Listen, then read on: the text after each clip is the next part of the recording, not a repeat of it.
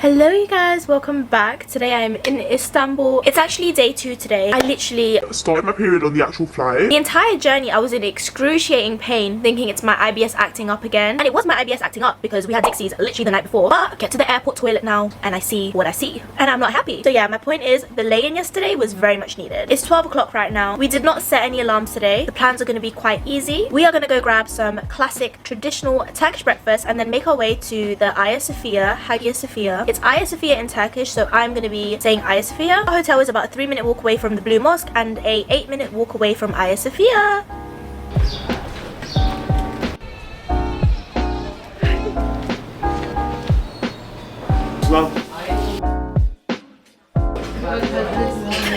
So we are currently at this beautiful terrace breakfast place called Sarcophagus, where they serve traditional Turkish breakfast. Oh, thank you! Complimentary tea, of course. Can you see the menu? It comes with a variety of cheeses. Ooh, salted ricotta stirred with onions, white cheese. Oh wow! A variety of olives. There are 3 different options of egg for us to pick. So I picked the menemen and Omar picked an omelette. Menemen is basically Turkish scrambled eggs cooked in tomatoes. I'm gonna be dipping my bread in that for sure. Now it hits that we're in Turkey. Now that we're out and about and sat down, it feels like we're in Turkey. How do you feel about our first Turkish breakfast? I haven't had it yet. Are you excited to have our first Turkish breakfast? I'm very excited. You can just say yeah! Yeah.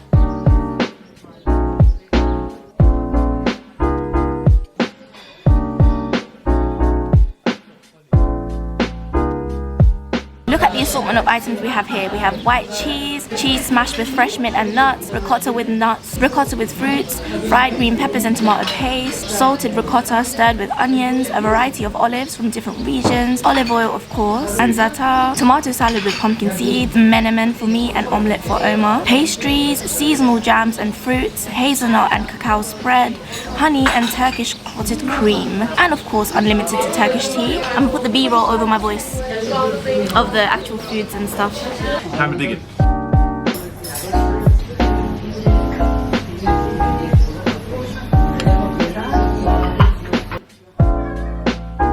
This is onion pigeon. Onion. Oh, salted ricotta stirred with onions. How much my fruit, man? It's not your way.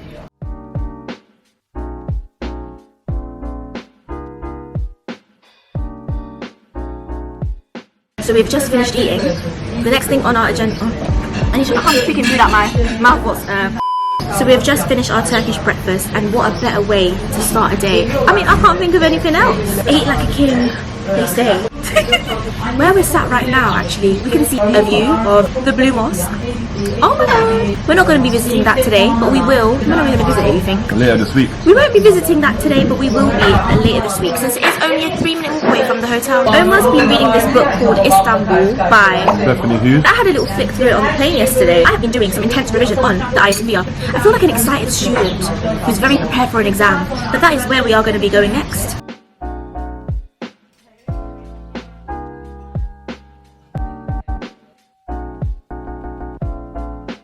Very space and called as a spina in Roman period. We have witnessed the 3 ancient monuments, 2 of which are obelisks. We also have the serpent statue, whereby there were 3 snakes intertwined with their heads at the top, which are now missing and don't exist. We have also come across the German fountain. This monument has deeper political meaning and was presented as a token of the German-Turkish friendship. My husband and the Uber driver yesterday were communicating through Google Translate and talking about politics, about the elections. Meanwhile, I was in the back of the Uber literally dying from cramps. I'm a little bit gutted because obviously I did want to pray at the mosque. So yeah.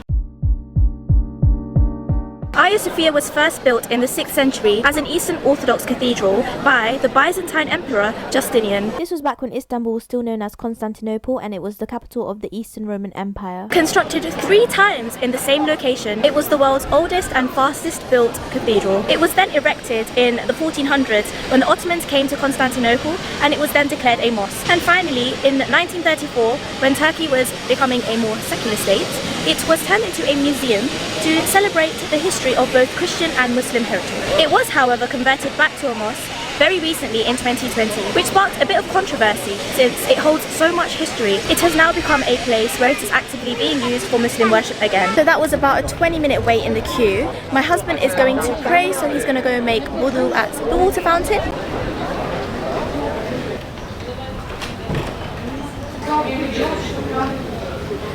I was speaking to the police officer asking if I can pray Fajr namaz over here. The only issue is I don't think his English was well, and I don't know if he knew what Fajr was.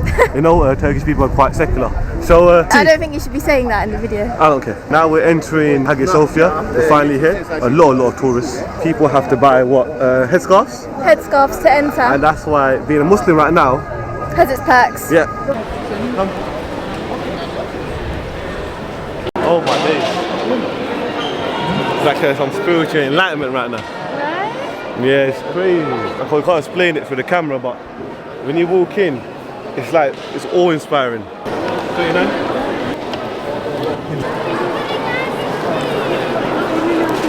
But it's strong granite. So this enormous dome that you can see above here actually sits 55.5 meters above our heads, and it was the largest dome to ever be constructed right before Michelangelo's dome was built in Vatican City at St. Peter's Basilica, which we actually visited back in February. This dome was once covered in 30 million gold mosaic pieces, and it's now covered in Quranic scriptures, and these changes have taken place over the years as the development of the building has occurred.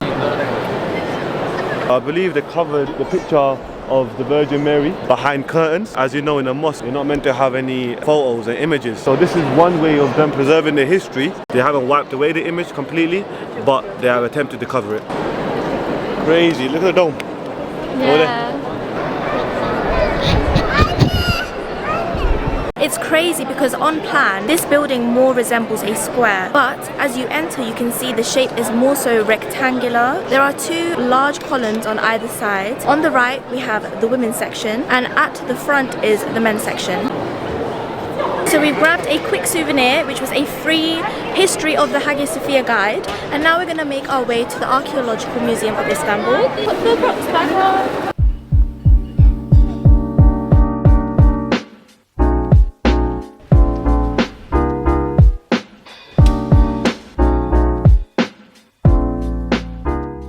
So the tickets cost 200 Turkish lira. Thank you. We're gonna get you a drink. Kitty. Oh, me. You're so cute, little kitty.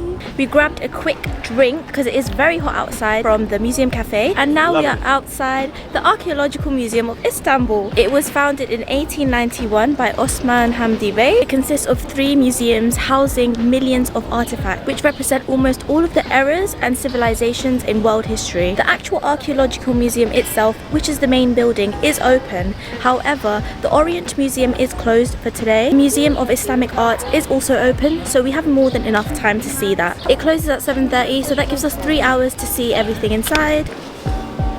Oh, this is right here. You're talking about. It's right here. It's scary.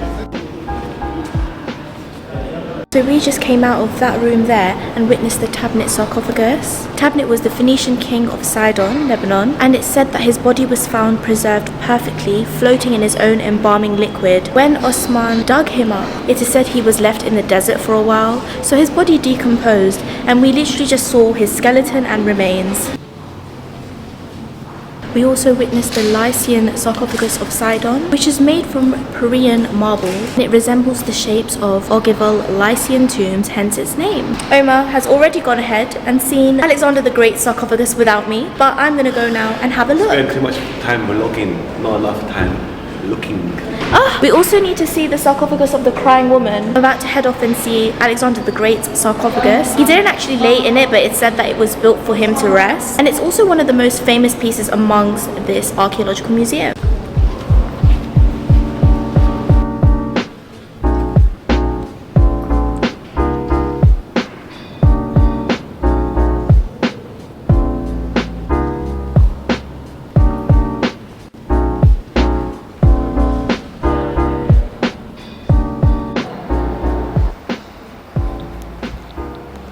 My energy levels are depleting. We took an hour so far. We've already seen the treasures of Troy. So the next section, what's it called, babe? I'm tired. I can't believe we still have one section left. We still have to go see the coin hall. And we have Sistine of Theodosius. We can't guarantee that, but we should be going there today too. We'll see. No, we are. Go on.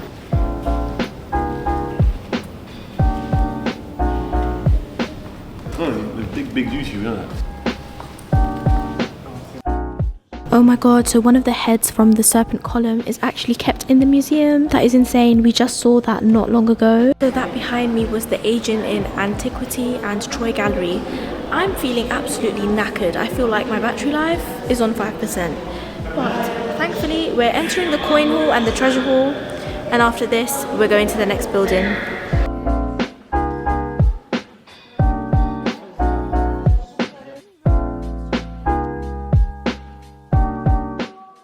So we got a magnet, and now we're also going to grab a postcard.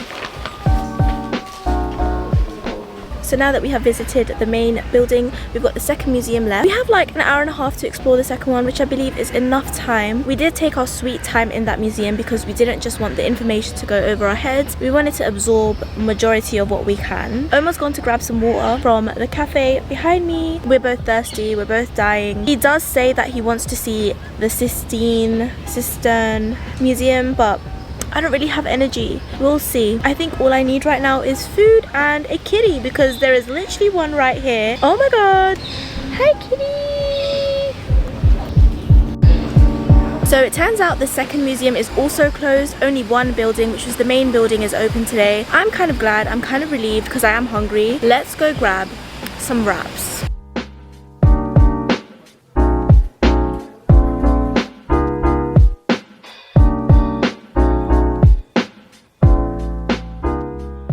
Oh my god, we got flowers and rose petals. Wow, look at the arrangement of flowers. Oh my god, that is beautiful. And look at the sweet message. I hope you guys enjoyed the video. Thanks for watching the day one of our Istanbul adventure. There's so much more that we get up to and explore, so make sure you stay tuned for the upcoming videos as I take you through the heart of Turkey. Don't forget to like, subscribe and turn on the notifications so you don't miss a thing. See you in the next one. Bye.